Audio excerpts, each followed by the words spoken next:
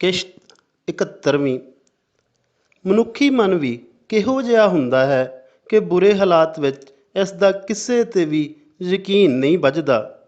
ਵਕੀਲ ਤੋਂ ਤਾਂ ਮੈਂ ਮਾਫ਼ੀ ਮੰਗ ਕੇ ਖਹਿੜਾ ਛੁਡਵਾ ਲਿਆ ਸੀ, ਪਰ ਕਚਹਿਰੀ ਤੋਂ ਘਰ ਵਾਪਸ ਪਰਤਦੇ ਹੋਏ ਮੇਰੇ ਮਨ ਵਿੱਚ ਪਹਿਲਾਂ ਵਾਲੀਆਂ ਸੋਚਾਂ ਭਾਰੂ ਹੋ ਗਈਆਂ ਸਨ।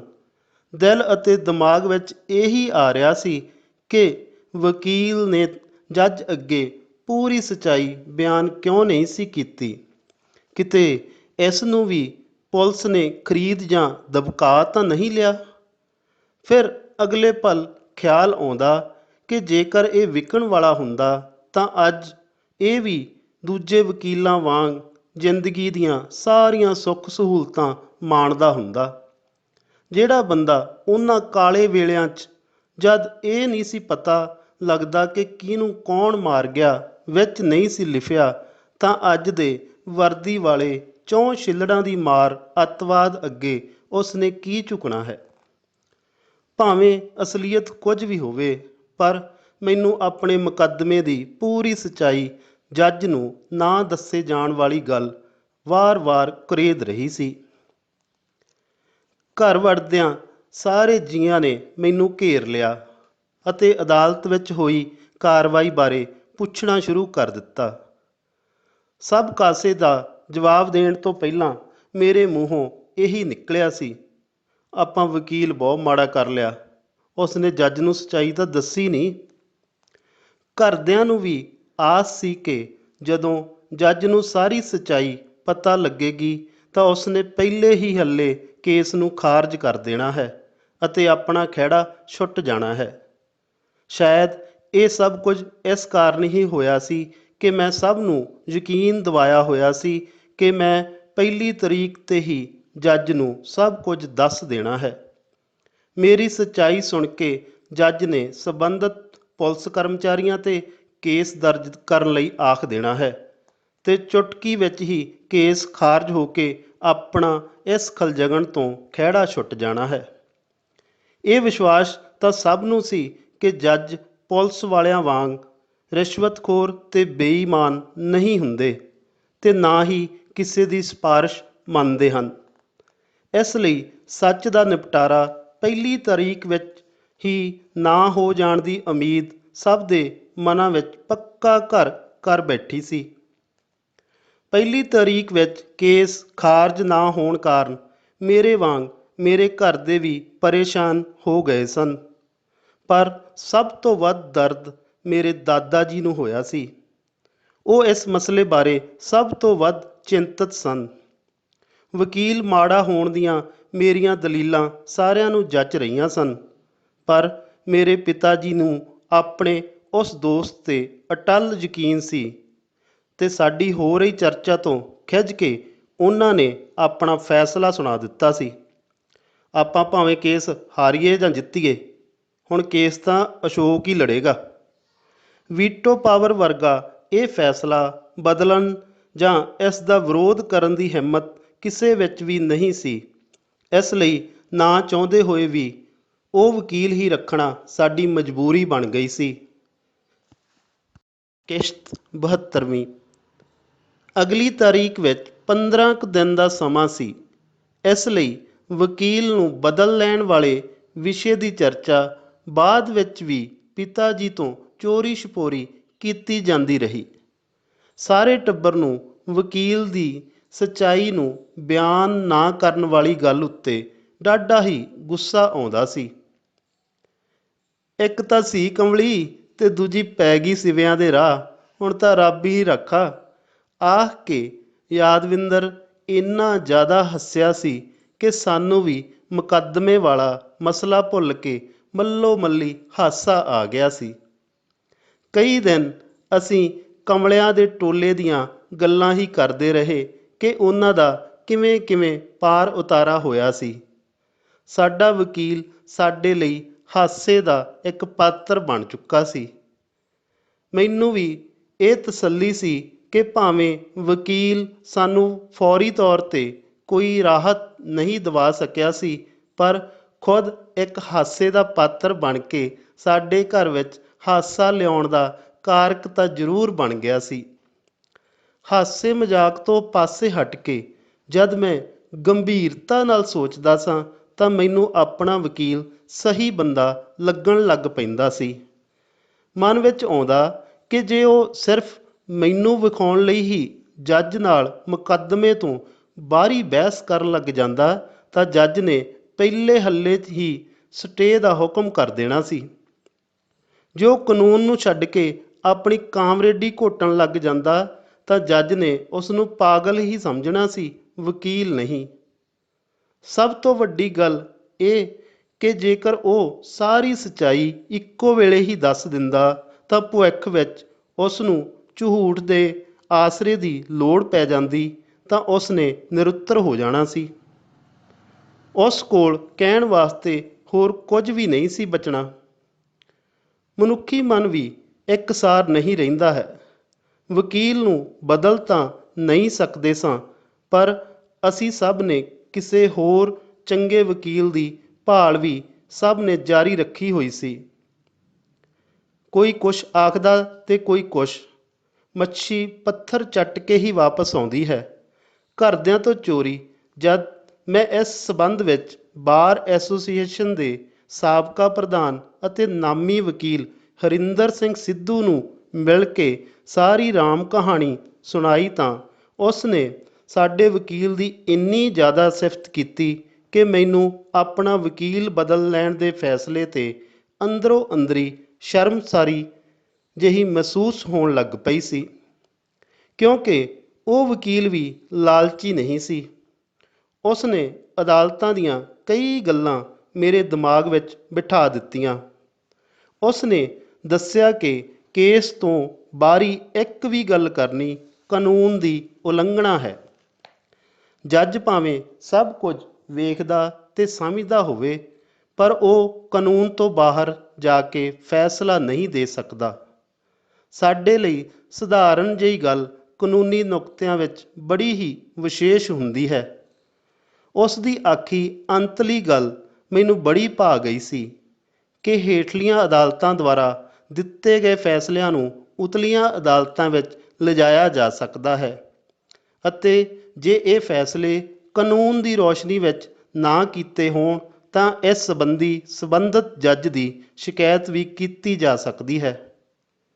ਹੁਣ ਮੈਨੂੰ ਆਪਣਾ ਵਕੀਲ ਠੀਕ ਮਹਿਸੂਸ ਹੋਣ ਲੱਗ ਪਿਆ ਸੀ।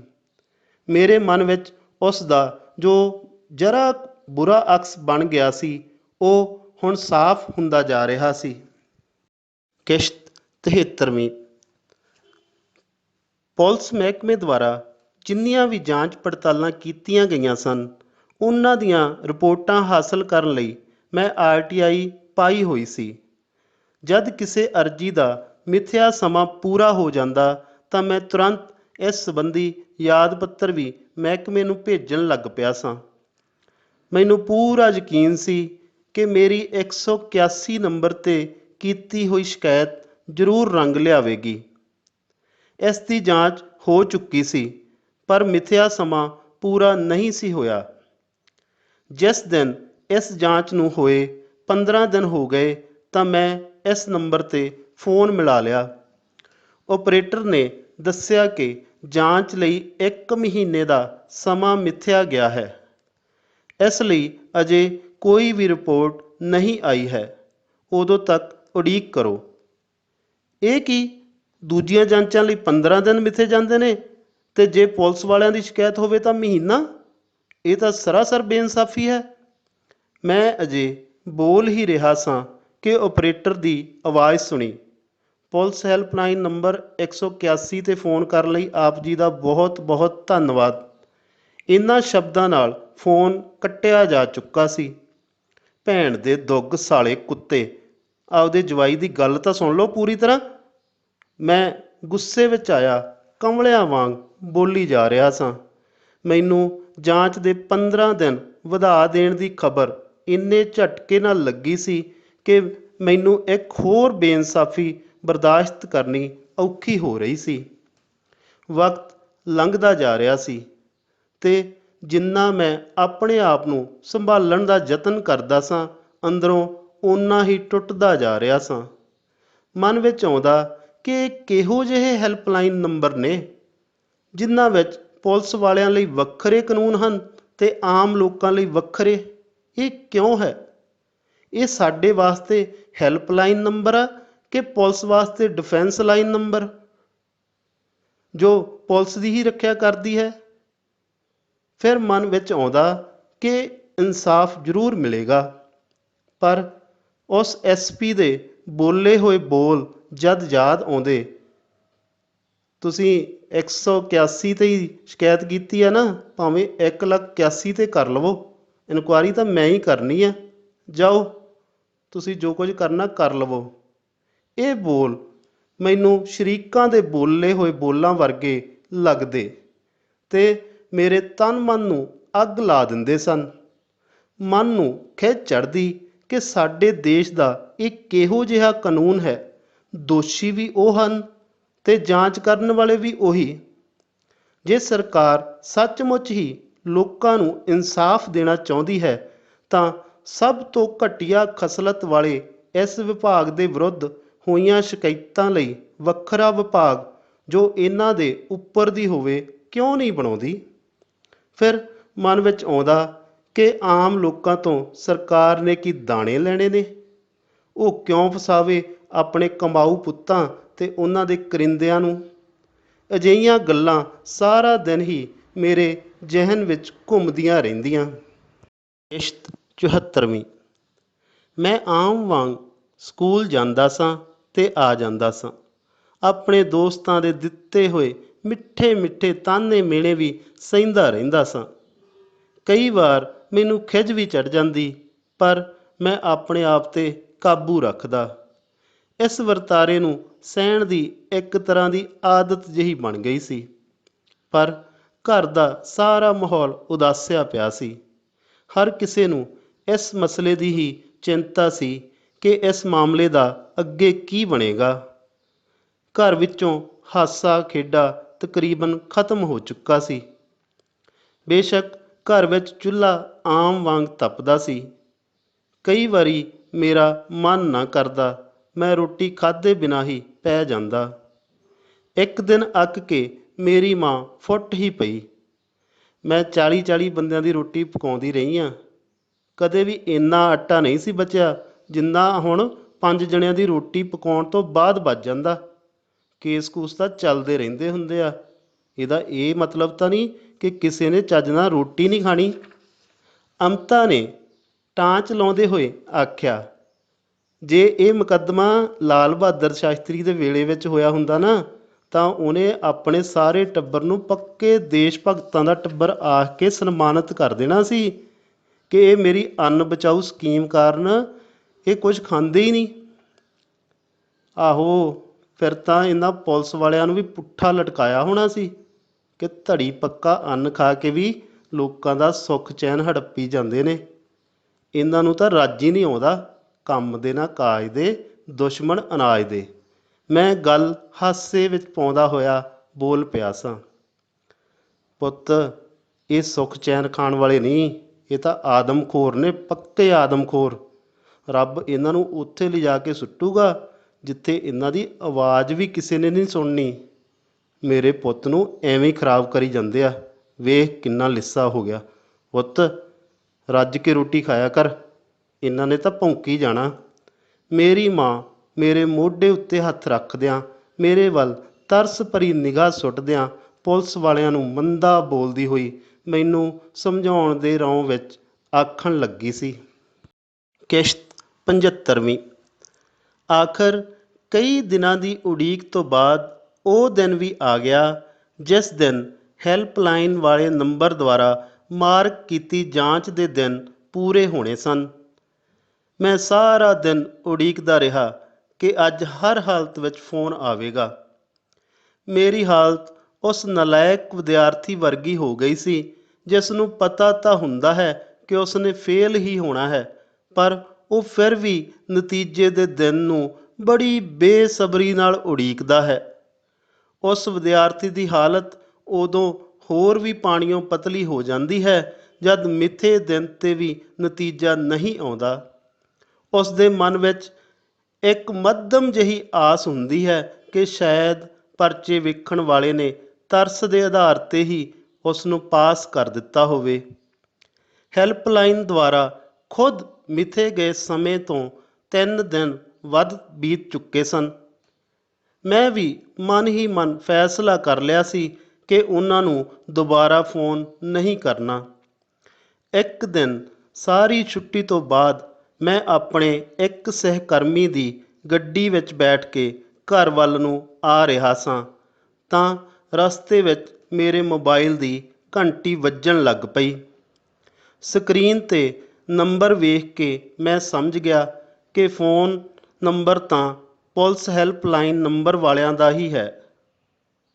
ਮੈਂ ਗੱਡੀ ਵਿੱਚ ਬੈਠੇ ਆਪਣੇ ਸਹਿਕਰਮੀਆਂ ਦੇ ਸਾਹਮਣੇ ਇਹ ਫੋਨ ਸੁਣਨਾ ਨਹੀਂ ਸਾਂ ਚਾਹੁੰਦਾ, ਪਰ ਫਿਰ ਮਨ ਵਿੱਚ ਆਇਆ ਕਿ ਜੇ ਮੈਂ ਇਹ ਫੋਨ ਨਾ ਸੁਣਿਆ ਤਾਂ ਉਹਨਾਂ ਨੂੰ ਇੱਕ ਨਵਾਂ ਬਹਾਨਾ ਲੱਭ ਜਾਣਾ ਹੈ ਕਿ ਇਸ ਨੰਬਰ ਵਾਲਾ ਤਾਂ ਫੋਨ ਚੁੱਕਦਾ ਹੀ ਨਹੀਂ। ਉਹਨਾਂ ਨੇ ਇਸ ਗੱਲ ਨੂੰ ਮੁੱਦਾ ਬਣਾ ਕੇ ਰਿਪੋਰਟ ਕਰ ਦੇਣੀ ਹੈ। ਇਹਨਾਂ ਨਾ ਜਾਂ ਹਾਂ ਦੀਆਂ ਸੋਚਾਂ ਵਿੱਚ ਪਏ ਨੇ ਮੈਂ ਫੋਨ 'ਤੇ ਗੱਲ ਕਰਨ ਵਾਲੇ ਬਟਨ ਨੂੰ ਦਬਾ ਦਿੱਤਾ। ਮੇਰਾ ਨਾਮ ਅਤੇ ਪਤਾ ਪੁੱਛਣ ਤੋਂ ਬਾਅਦ ਆਪਰੇਟਰ ਨੇ ਐਸਐਸਪੀ ਦਫ਼ਤਰ ਵੱਲੋਂ ਪਹੁੰਚੀ ਹੋਈ ਰਿਪੋਰਟ ਨੂੰ ਪੜ੍ਹਨਾ ਸ਼ੁਰੂ ਕਰ ਦਿੱਤਾ। ਕਿਸ਼ਤ 76ਵੀਂ।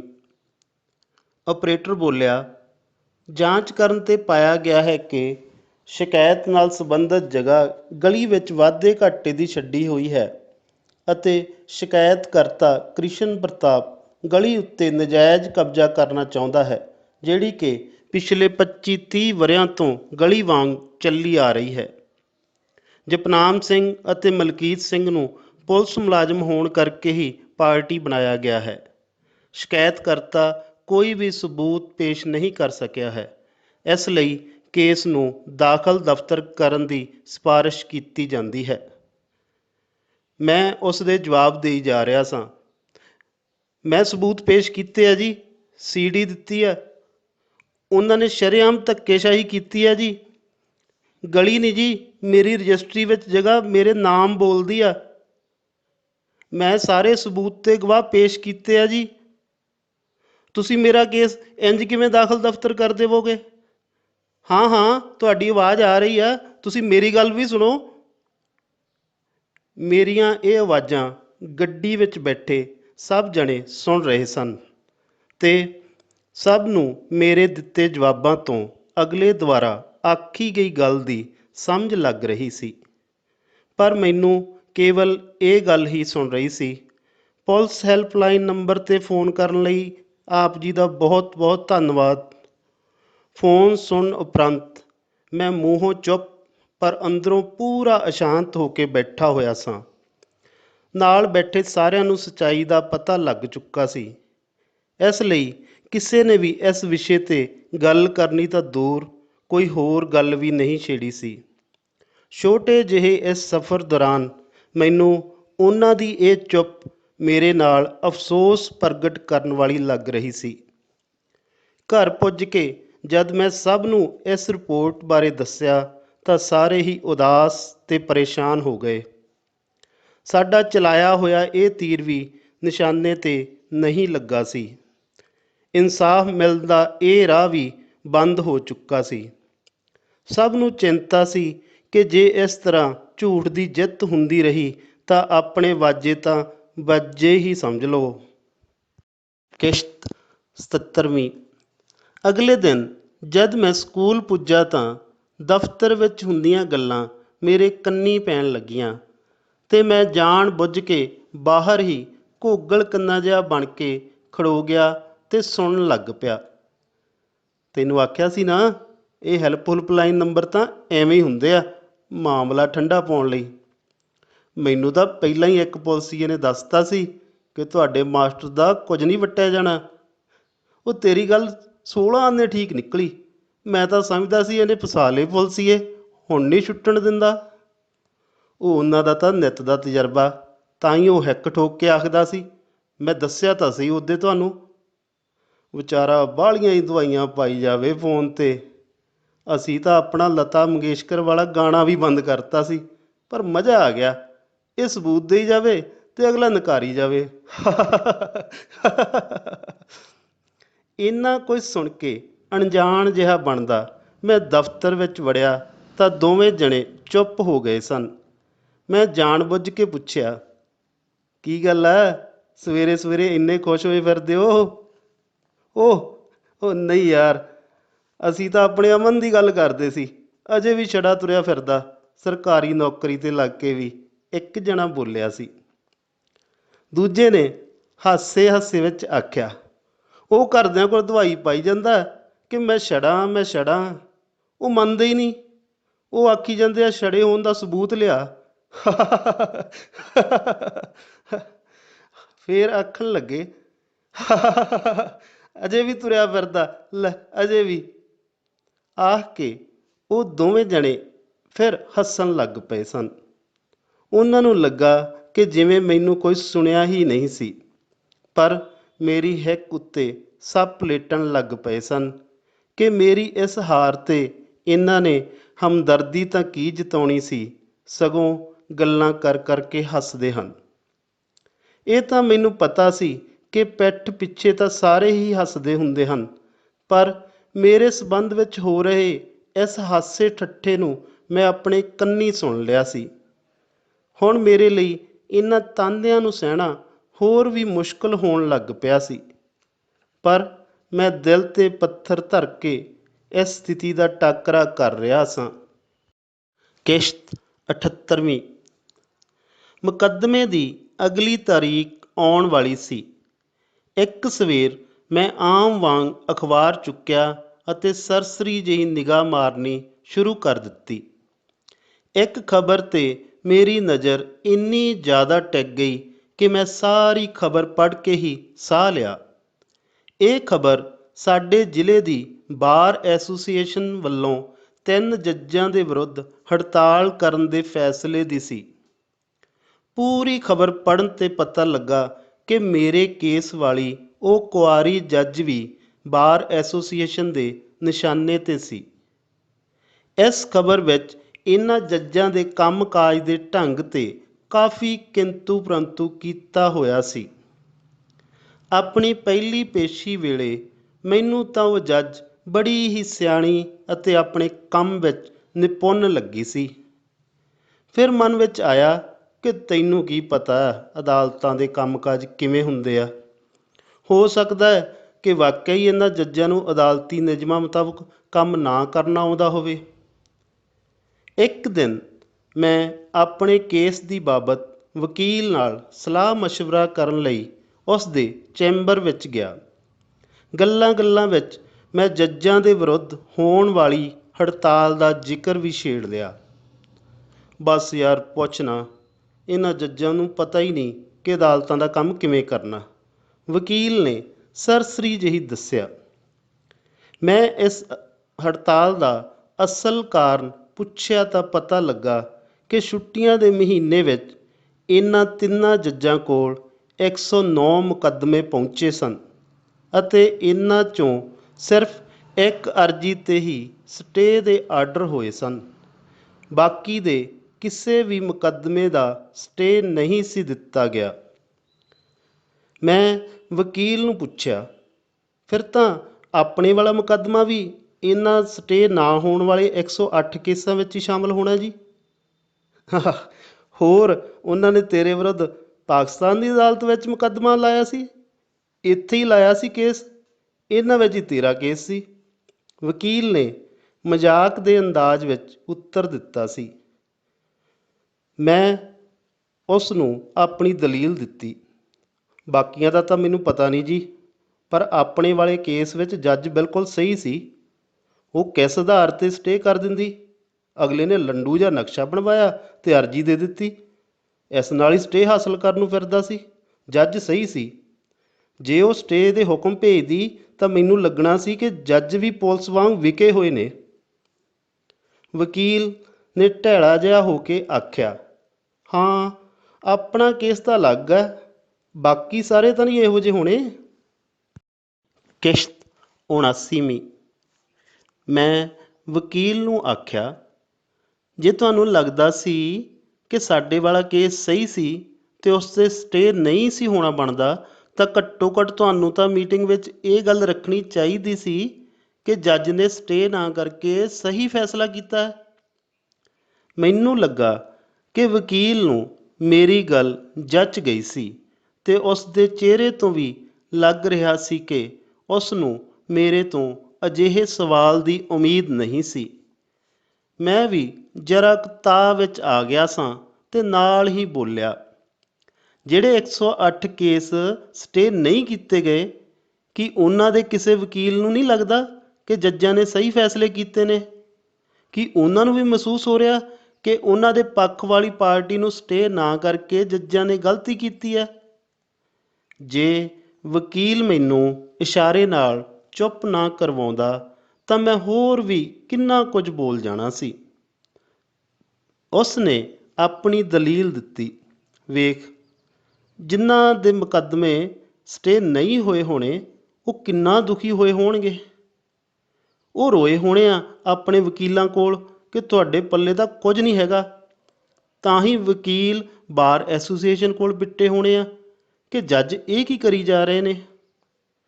ਮੈਂ ਆਪਣੀ ਦਲੀਲ ਦਿੱਤੀ ਸੀ, ਚਲੋ ਉਹ ਤਾਂ ਬਿੱਟੇ ਹੋਣਗੇ, ਪਰ ਜਿਨ੍ਹਾਂ ਵਕੀਲਾਂ ਦੇ ਸਾਈਲਾਂ ਦੇ ਕੇਸ ਸਟੇ ਨਹੀਂ ਹੋਏ, ਕੀ ਉਹ ਵਕੀਲ ਆਪਣੇ ਆਪ ਨੂੰ ਘੁੱਗੂ ਹੀ ਸਮਝਦੇ ਨੇ ਕਿ ਇਹ ਕੇਸ ਤਾਂ ਸਟੇ ਹੋਣ ਵਾਲਾ ਸੀ ਪਰ ਹੋਇਆ ਨਹੀਂ? ਉਹ ਨਹੀਂ ਆਪਣੇ ਗਾਹਕ ਨੂੰ ਯਕੀਨ ਦਿਵਾਉਂਦੇ ਹੋਣਗੇ ਕਿ ਵੇਖ ਲੈ, ਮੈਂ ਵਿਰੋਧੀ ਪਾਰਟੀ ਨੂੰ ਸਟੇ ਨਹੀਂ ਲੈਣ ਦਿੱਤਾ। ਵਕੀਲ ਬਚਾਅ ਦੀ ਮੁਦਰਾ ਵਿੱਚ ਆ ਗਿਆ ਸੀ ਤੇ ਹੌਲੀ ਜਿਹੀ ਬੋਲਿਆ, ਜੱਜਾਂ ਨੂੰ ਕਾਨੂੰਨ ਮੁਤਾਬਕ ਫੈਸਲੇ ਕਰਨੇ ਚਾਹੀਦੇ ਆ, ਨਾ ਕਿ ਸੁਣੀਆਂ ਸੁਣਾਈਆਂ ਗੱਲਾਂ ਮੁਤਾਬਕ। ਮੈਂ ਖਿਝ ਗਿਆ ਸਾਂ ਤੇ ਬੋਲਿਆ, ਆਪਣੇ ਕੇਸ ਵਿੱਚ ਵੀ ਤਾਂ ਜੱਜ ਸੁਣੀ ਸੁਣਾਈ ਗੱਲ ਵਿੱਚ ਨਹੀਂ ਆਈ, ਇਸੇ ਲਈ ਉਸਨੇ ਸਟੇ ਨਹੀਂ ਦਿੱਤਾ। ਇਹ ਕੀ ਕਿ ਜੱਜ ਨੂੰ ਲਿਖ ਕੇ ਦੇ ਦੇਵੋ ਕਿ ਇੱਥੇ 25 ਸਾਲਾਂ ਦੀ ਗਲੀ ਚੱਲਦੀ ਸੀ ਤੇ ਉਸ ਤੋਂ ਸਟੇ ਦੀ ਉਮੀਦ ਭਾਲਣ ਲੱਗ ਪਓ। ਮੈਨੂੰ ਤਾਂ ਜੱਜ ਸਹੀ ਲੱਗ ਰਹੇ ਨੇ, ਤੁਹਾਡੇ ਵਕੀਲ ਗਲਤ ਤੇ ਤੁਸੀਂ ਵੀ ਗਲਤ, ਜਿਨ੍ਹਾਂ ਨੇ ਇਸ ਝੂਠ ਦੇ ਖਿਲਾਫ ਆਵਾਜ਼ ਨਹੀਂ ਉਠਾਈ। ਸਾਡੀ ਗੱਲਬਾਤ ਸੁਣ ਰਿਹਾ ਉੱਥੇ ਬੈਠਾ ਇੱਕ ਸਧਾਰਨ ਜਿਹਾ ਬੰਦਾ ਬੋਲਿਆ, ਭਾਈ, ਵਕੀਲ ਭਾਵੇਂ ਕੋਈ ਵੀ ਹੋਵੇ, ਪਰ ਦਿਲੋਂ ਇਹੀ ਚਾਹੁੰਦਾ ਹੁੰਦਾ ਕਿ ਕੇਸ ਸਟੇ ਹੋ ਜਾਵੇ ਤੇ ਕਾਫੀ ਲੰਬਾ ਸਮਾਂ ਚੱਲੇ, ਤਾਂ ਕਿ ਉਹਨਾਂ ਦੀ ਰੋਜੀ ਰੋਟੀ ਚੱਲਦੀ ਰਹੇ। ਉਸ ਨੂੰ ਕੀ ਕਿਸੇ ਦੇ ਦਿਲ 'ਤੇ ਕੀ ਬੀਤਦੀ ਆ, ਬੀਤੀ ਜਾਵੇ। ਉਹ ਵੀ ਮੇਰੇ ਵਾਲੇ ਵਕੀਲ ਦਾ ਇੱਕ ਸਾਇਲ ਸੀ, ਪਰ ਉਸ ਦੇ ਬੋਲਾਂ ਤੋਂ ਲੱਗ ਰਿਹਾ ਸੀ ਕਿ ਉਸ ਦਾ ਸਹੀ ਕੇਸ ਸਟੇ ਹੋਣ ਕਰਕੇ ਉਹ ਵਕੀਲ ਨਾਲ ਕੁਝ ਨਾਰਾਜ਼ ਸੀ। ਕਿਸ਼ਤ 80ਵੀਂ। ਵਕੀਲ ਬੋਲਿਆ, ਯਾਰ, ਤੁਸੀਂ ਅਦਾਲਤਾਂ ਦੇ ਕੰਮਕਾਜ ਨੂੰ ਨਹੀਂ ਸਮਝ ਸਕਦੇ। ਇੱਕ ਵੱਖਰੀ ਦੁਨੀਆ ਹੁੰਦੀ ਆ ਜਿੱਥੇ ਕਈ ਮਜਬੂਰੀ ਨਾਲ ਆਉਂਦੇ ਨੇ ਤੇ ਕੁਝ ਸ਼ੌਕ ਨਾਲ, ਪਰ ਛੁੱਟਦੇ ਸਾਰੇ ਹੀ ਵਕੀਲਾਂ ਤੇ ਕਾਨੂੰਨ ਦੀ ਮਰਜ਼ੀ ਨਾਲ ਨੇ। ਇਸ ਲਈ ਤੁਹਾਡੇ ਨਾਲ ਮੈਂ ਇਸ ਵਿਸ਼ੇ 'ਤੇ ਬਹਿਸ ਨਹੀਂ ਕਰ ਸਕਦਾ। ਇਹ ਬੜੀਆਂ ਹੀ ਕਾਨੂੰਨੀ ਪੇਚੀਦਗੀ ਵਾਲੀਆਂ ਗੱਲਾਂ ਹੁੰਦੀਆਂ, ਤੁਸੀਂ ਇਹਨਾਂ ਨੂੰ ਨਹੀਂ ਸਮਝ ਸਕਦੇ। ਇਸ ਬਹਿਸ ਵਿੱਚ ਨਾ ਪਾਓ। ਮੈਨੂੰ ਤਾਂ ਹੈਰਾਨੀ ਹੋ ਰਹੀ ਆ ਕਿ ਤੇਰੇ ਵਰਗਾ ਪੜ੍ਹਿਆ ਲਿਖਿਆ ਬੰਦਾ ਵੀ ਮੈਨੂੰ ਅਜਿਹੇ ਬੇਹੂਦਾ ਸਵਾਲ ਪੁੱਛੀ ਜਾ ਰਿਹਾ। ਵਕੀਲ ਨੇ ਇਹ ਸ਼ਬਦ ਇਸ ਹਿਸਾਬ ਨਾਲ ਬੋਲੇ ਕਿ ਉਸ ਨੂੰ ਲੱਗ ਰਿਹਾ ਸੀ ਕਿ ਇਹ ਬਹਿਸ ਹੁਣ ਬੰਦ ਹੋਣੀ ਚਾਹੀਦੀ ਹੈ ਤੇ ਕੰਮ ਦੀ ਗੱਲ ਕਰਨੀ ਚਾਹੀਦੀ ਹੈ। ਇਸ ਲਈ ਅਸੀਂ ਚੁੱਪ ਹੋ ਗਏ। ਮੈਂ ਵਕੀਲ ਦੇ ਨਾਰਾਜ਼ ਹੋ ਜਾਣ ਦੇ ਡਰ ਕਾਰਨ ਚੁੱਪ ਤਾਂ ਹੋ ਗਿਆ ਸਾਂ, ਪਰ ਮੇਰੇ ਦਿਮਾਗ ਅੰਦਰ ਬੜੇ ਹੀ ਟੇਢੇ ਸਵਾਲ ਖੌਰੂ ਪਾਈ ਜਾ ਰਹੇ ਸਨ। ਮੈਂ ਤਾਂ ਪਿਛਲੇ 13 ਸਾਲਾਂ ਤੋਂ ਇਹ ਹੀ ਪੜ੍ਹਾਉਂਦਾ ਆ ਰਿਹਾ ਸਾਂ ਕਿ ਨਿਆਂਪਾਲਿਕਾ ਬੜੀ ਸੁਤੰਤਰ ਹੁੰਦੀ ਹੈ ਤੇ ਇਸ ਉੱਪਰ ਕੋਈ ਦਬਾਅ ਨਹੀਂ ਪਾਇਆ ਜਾ ਸਕਦਾ, ਪਰ ਇੱਥੇ ਤਾਂ ਹੜਤਾਲਾਂ ਅਤੇ ਧਰਨਿਆਂ ਦਾ ਦਬਾਅ ਵੀ ਪਾਇਆ ਜਾ ਰਿਹਾ ਹੈ।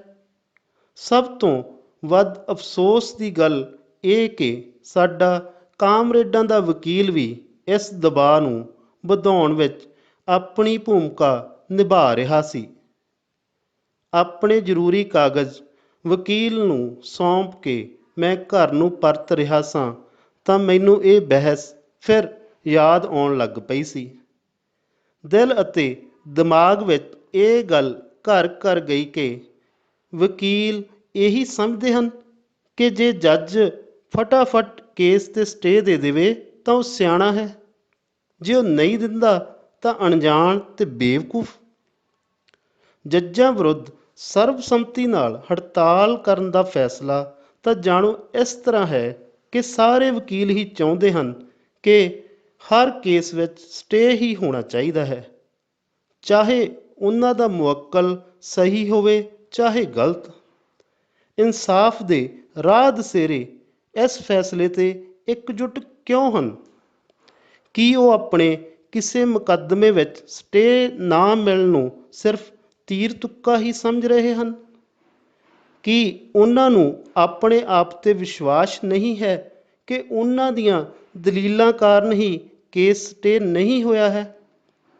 ਕੀ ਉਹ ਸਭ ਵਕੀਲ ਜੱਜਾਂ ਦੀ ਨਲਾਇਕੀ ਨੂੰ ਹੀ ਆਪਣੀ ਜਿੱਤ ਸਮਝ ਰਹੇ ਹਨ ਅਤੇ ਹੁਣ ਰੌਲਾ ਪਾ ਰਹੇ ਹਨ ਕਿ ਉਹ ਤਾਂ ਨਲਾਇਕ ਹੀ ਸਨ ਪਰ ਜੱਜ ਤਾਂ ਸਮਝਦਾਰ ਸਨ, ਉਹ ਤਾਂ ਸਹੀ ਫੈਸਲੇ ਕਰਦੇ?